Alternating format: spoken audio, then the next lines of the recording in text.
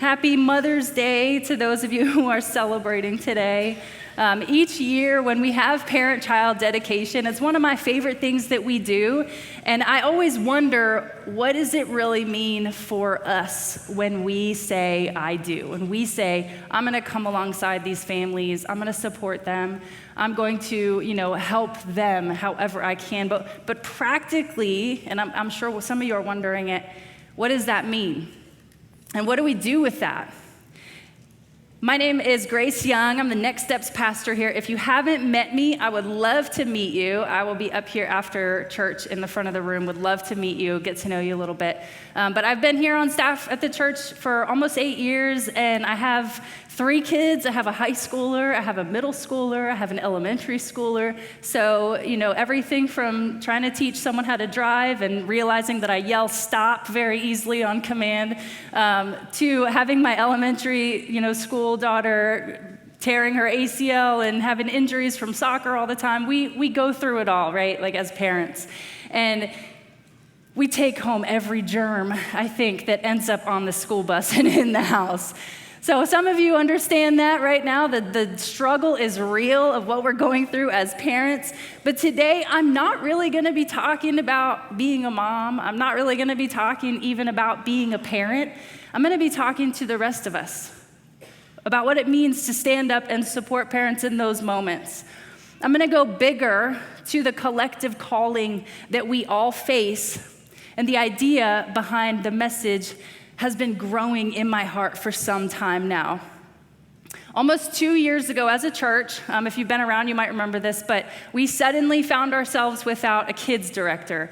And if you've ever served in kids ministry as a volunteer, if you've ever been on staff at a church, anything like that, you know that Sunday is always coming fast. And if something like that happens, you have to rally very quickly to figure out how to cover the bases, to figure out what needs to be done to make sure Atlee kids can stay open for our church on Sunday morning so that we can continue to support all of the young families we've been blessed with.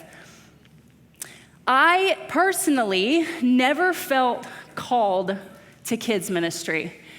I would often say, I'm willing to do anything for God but kids ministry. I've never felt inspired in that way. I've never felt, pulled toward kids ministry. For all the time that I've been on staff here, I've typically been on stage. I've typically been leading worship or doing something up here. So when that call came out that we needed to rally, everyone from the leadership to the staff, our spiritual management team, volunteers, everybody stepped up to make sure that we could keep Atlee kids open.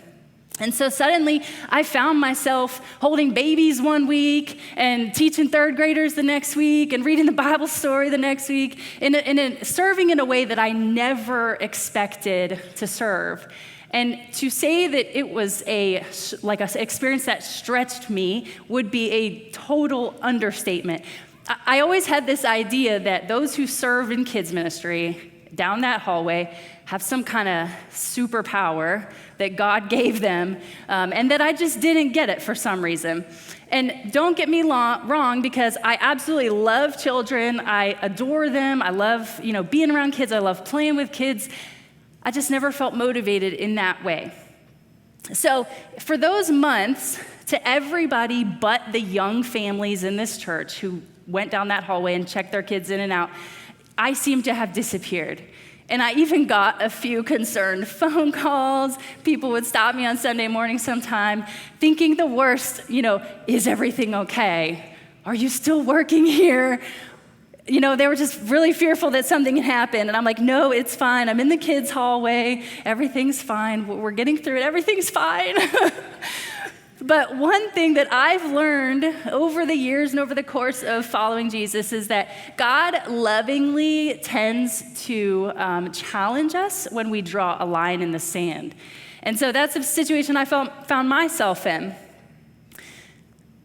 For those few months, God began to develop and put something on my heart, a very strong passion I had never encountered before.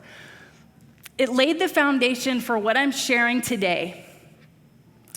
I was sitting there reading my Bible one day, and I came across the verse that Trey referenced earlier, Proverbs 22:6, which I'm sure a lot of us, if you've been around church for any length of time, have heard it.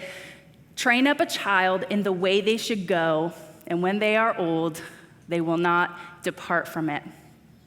And I noticed something I had never noticed before, that this verse doesn't say your children. This verse says a child, just children.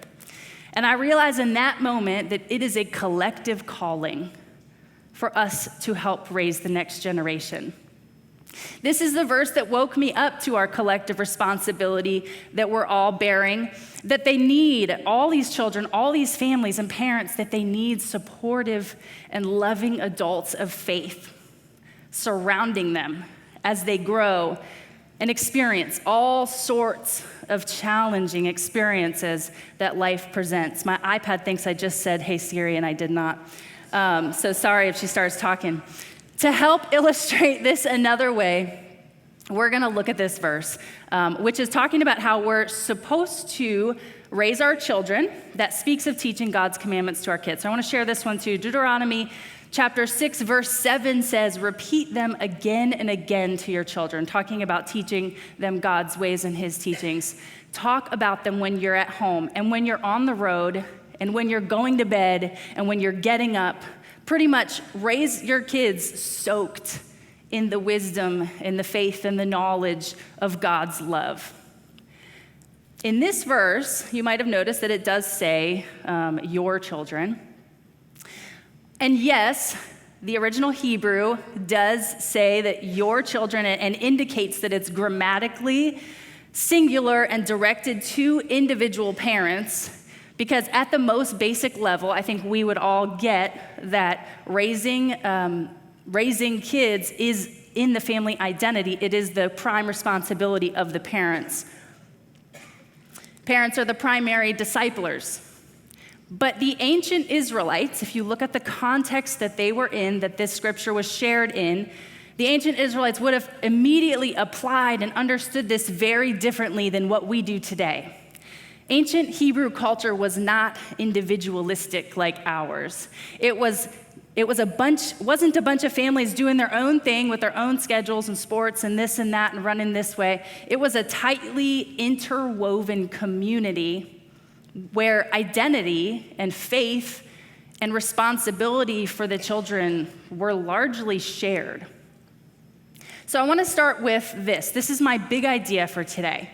That raising children is not just the parent's job, but a communal responsibility. Psychological research has shown over and over, as time has gone on, that stresses on parents have increased, the pace of life has increased, expectations on the parents by the world around them have increased. And this stress we're seeing is building, and it's spilling over onto our children. The more alone and isolated parents feel, the more their children struggle with everything across the board, from anxiety to depression to health and their immunity.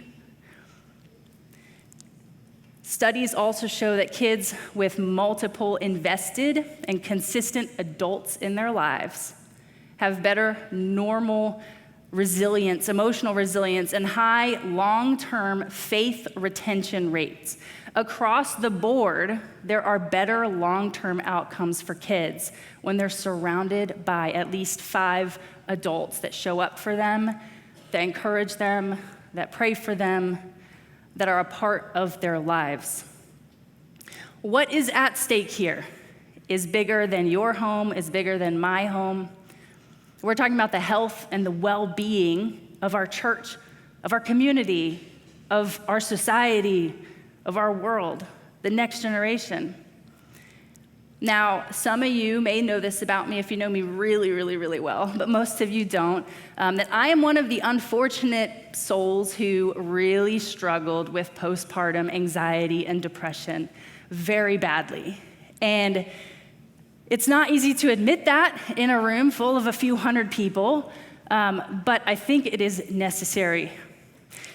Even at my lowest, when I felt so disconnected and disoriented, I'm thankful that I had a church community that supported me and my family and helped carry me through it. It made all the difference. It didn't make it easy, but it made a difference. I think about, there was an older woman in our church and on our street, and we lived over in Harrisonburg, who used to come over on the Thursday mornings, I believe it was, and she would just sit with my kids in the kitchen and do art with them, little art projects, so that I could just sit on my front porch and breathe for an hour. Because I had 3 kids between the ages of basically 0 and 4 years old. So it was a lot. And then I think about all the couples. This could be couples in your small group, but for us, they were all on our street. They all went to church with us, and they had created a system where we could share date nights. Every single week, we would have an opportunity to go on a date, and we would just have to watch all of the couple's kids one night a week or one night a month. So it wasn't too bad of a trade-off. It was definitely worth it, and it helped. And then I think about when I got appendicitis and I suddenly ended up in the hospital.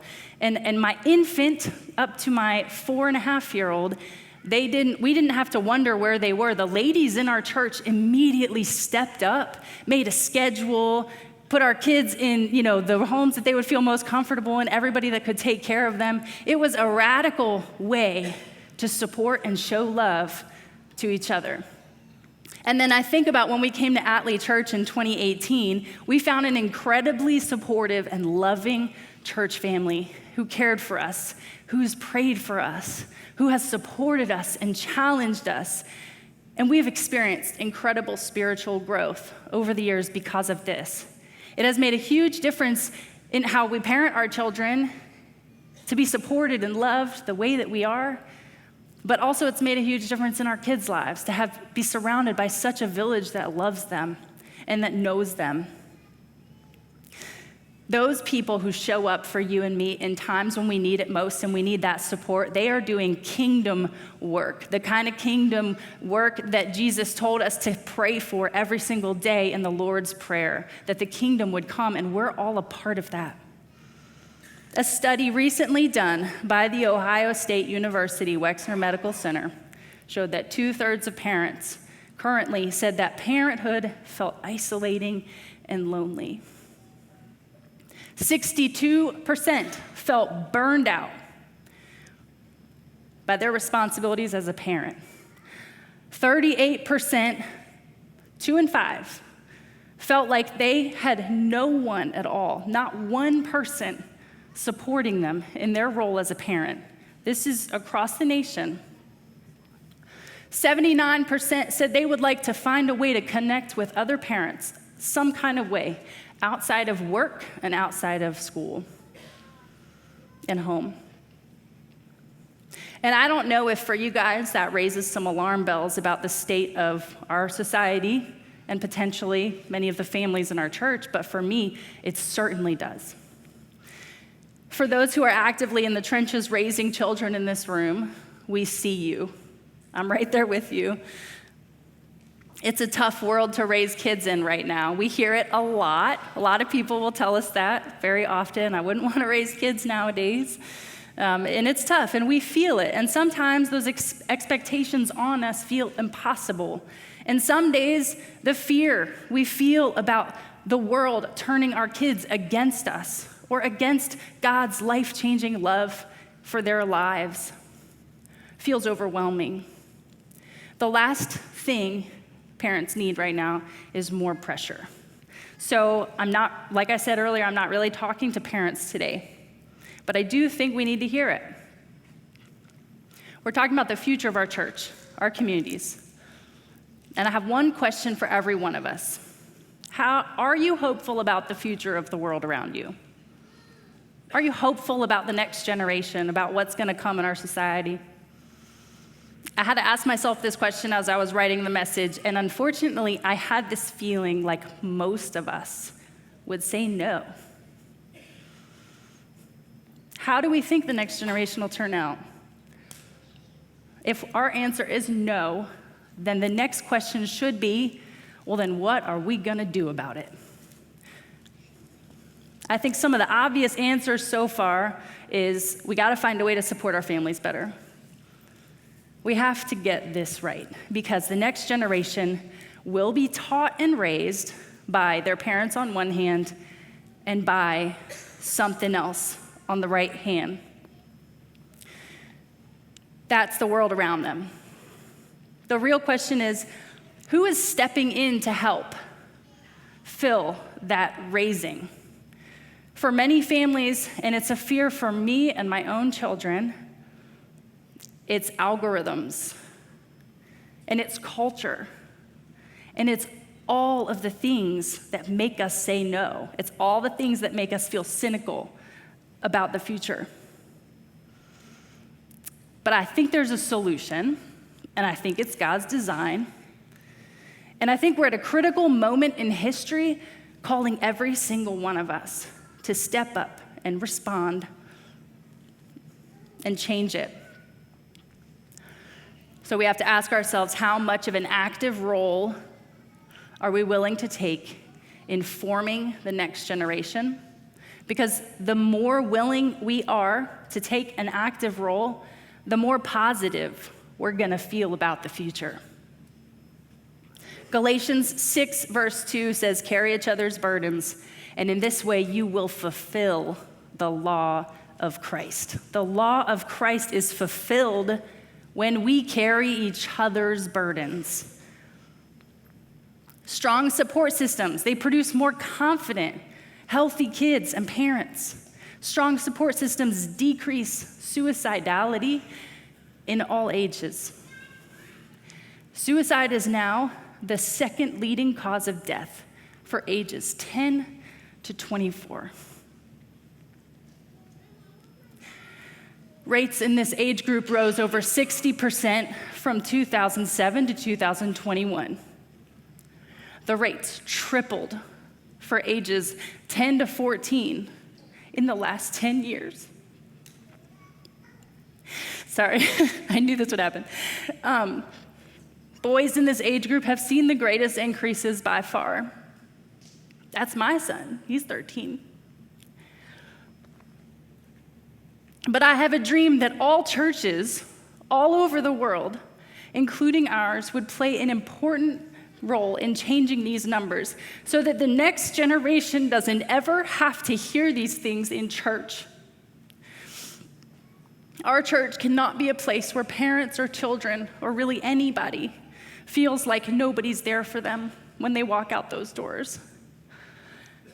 So here in our church, we place a very high value on our kids' ministry for this reason, on our student ministry for this reason, on small groups for this reason, even our volunteer teams, because these are relational circles where people get to know each other, where they show up for each other, where they support each other when life hits. We will never, ever know on this side of eternity the immediate and eternal impact of the sacrificial love we poured out for the world around us. And we see a model all throughout the Bible of mentorship and leadership and discipleship. And this model should inspire every one of us to take an active role in investing in the next generation.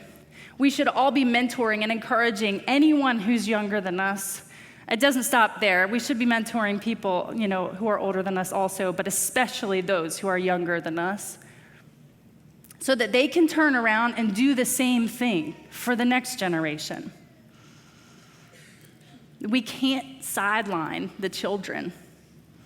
In the process of walking in the faith, Jesus had to correct his disciples in this. When they chastised parents for bringing children to him, he said, "Let the little children come to me, and do not stop them, for it is to such as these that the kingdom of heaven belongs."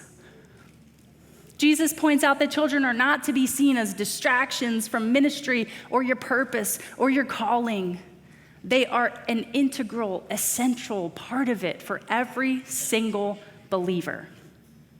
We are to all welcome children as we would welcome Jesus himself. He said, "Whoever welcomes one of these little children in my name welcomes me. And whoever welcomes me does not just welcome me, but the one who sent me."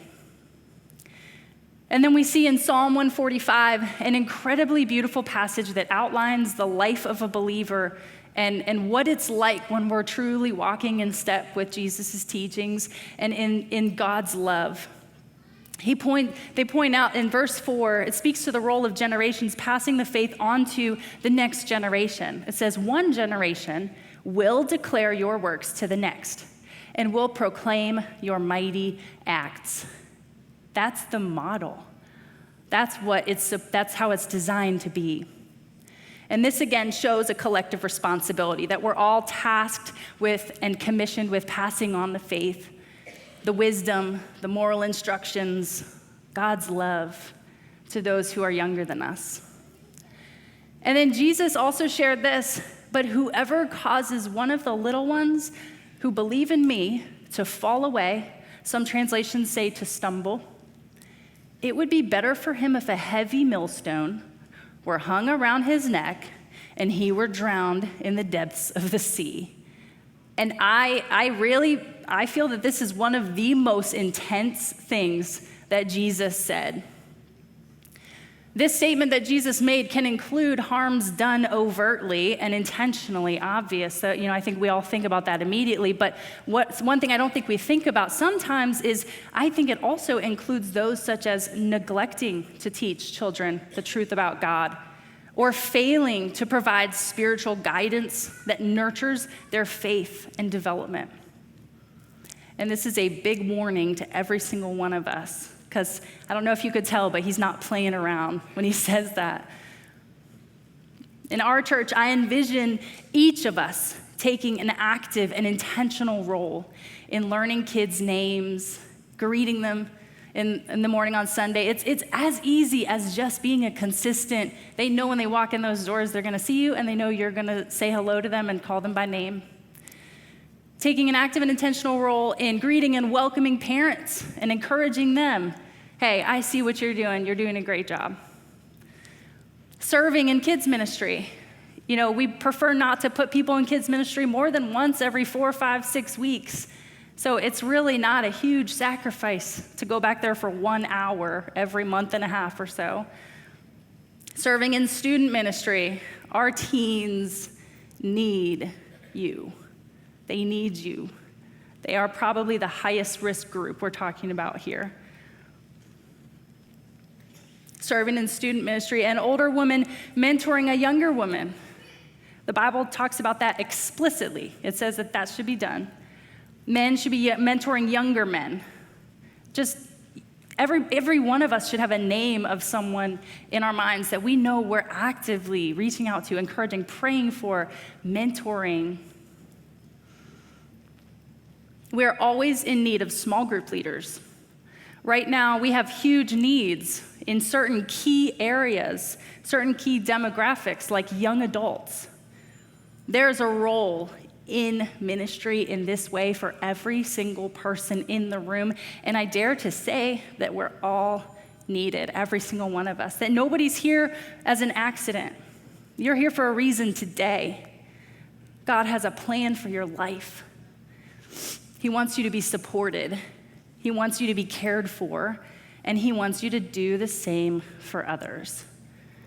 Jesus said he came to serve, not to be served, and we should be living the same way. Every human needs purpose. Every human needs to know that they're making a difference in the world, and this is it. This is how you get that. I had to prove this to myself as well, because I didn't feel equipped or able. This isn't something I thought was a strength of mine, but I felt called, so I stepped into it, and that's every single one of us. It's a part of God's plan for each of us to a fulfilling life. Jesus promised us that he came so that we could have life and have it to the fullest measure, and this kind of life is a life of purpose and direction and substance, an overflowing, abundant, more than enough life. Studies show that faith sticks the most when kids have 5 or more meaningful relationships with adults in their church community. There's so much at stake here, and if we do nothing, we know what's going to happen. More parents are going to burn out. Mental health continues to deteriorate. Kids don't discover the life-changing love of God. We're always just one generation from forgetting the faith. The kingdom of God on earth that Jesus told us to continue to pray for every single day suffers if we do nothing. Mother's Day should be a reminder that caring for the next generation is a shared calling that every single one of us will be held responsible for someday. Whether it's through your parenting, your mentoring, or showing love and support, each of us is raising and guiding and encouraging those who are younger than us in our church and community. And you might not realize it, but they're watching you. If you're older and there's a kid nearby, they're watching you to see how you're living your life. Are you smiling at them? Are you greeting them? And they're learning from you. So we have to make sure that we are being the example.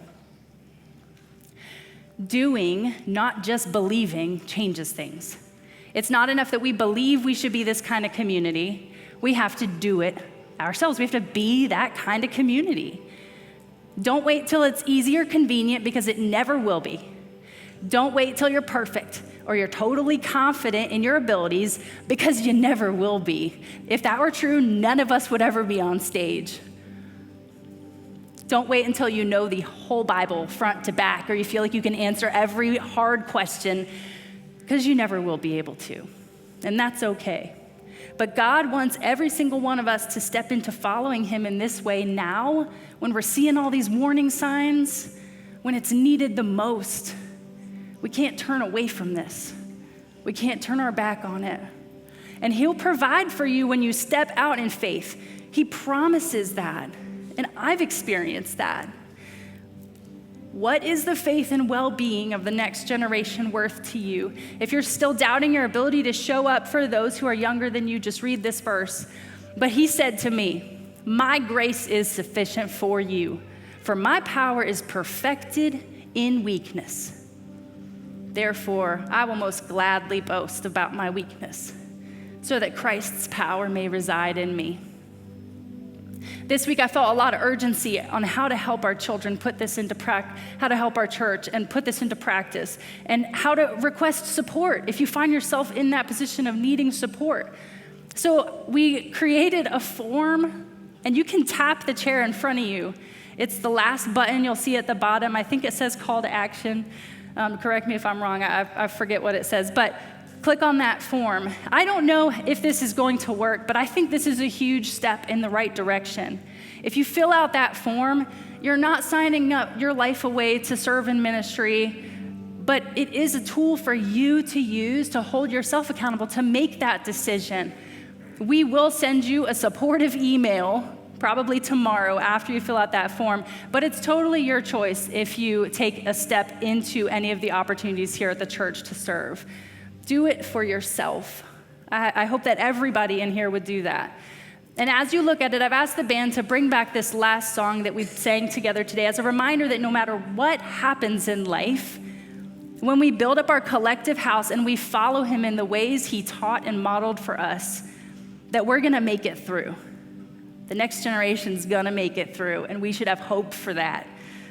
That we simply serve and love, and he will fill in the gaps, and he'll do the rest. He is faithful through generations, and he's not stopping now.